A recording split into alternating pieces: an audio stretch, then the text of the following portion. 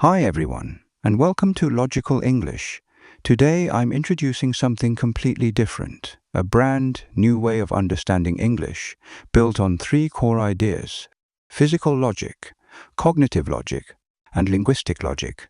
It's a system designed to solve the real problems language learners face, not by memorizing endless rules, but by finally understanding how English actually works. Let's take a closer look at what makes this approach unique. 1. Simplicity beyond rules. If you've ever felt overwhelmed by grammar textbooks, you're not alone.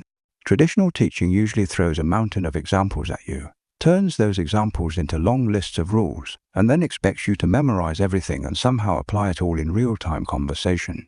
No wonder so many people get stuck when they try to speak. Logical English goes in the exact opposite direction. Instead of drowning you in rules, we go straight to the core logic behind them. And once you unlock that logic, grammar becomes simple, sometimes surprisingly simple. Imagine that, an entire grammar chapter boiled down to just one clear idea. The goal here is super practical. Think it, say it, smoothly, naturally, without second-guessing yourself. 2. The three logics. How language mirrors the mind. The core of this method lies in how language mirrors the mind. It operates on three interconnected levels. First, physical logic, how things work in the real world, not physics class, but the logic of reality itself. Next, cognitive logic, how our minds perceive and categorize the world. And finally, linguistic logic, how English chooses to express those perceptions. A lot of what feels weird or illogical in English makes perfect sense once you see how these three interact. Take rice, for example. In the real world, it's thousands of tiny grains, totally countable, right? But English treats it as uncountable. Why? Because to the English-speaking mind, rice is viewed as a single, collective mass rather than individual pieces. That's precisely how our brains end up shaping the language.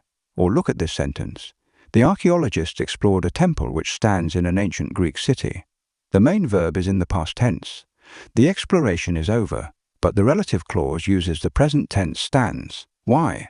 Because English uses the present tense to describe things that are still true now. The city existed then and still stands today, so English treats it as an ongoing fact.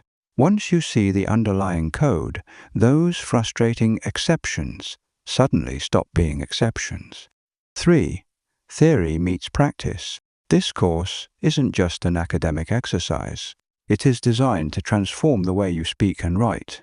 With this framework, you will understand grammar at a fundamentally deeper level, make far fewer mistakes because the logic is clear, feel more confident using English anywhere, whether it's for exams, your career, or daily life.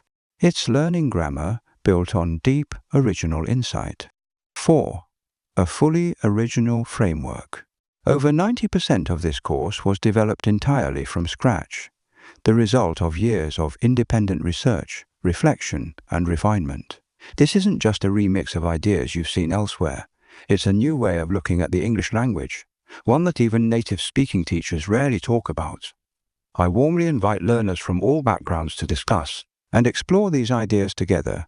That's how a new framework grows stronger, clearer, and more useful to everyone who studies the language.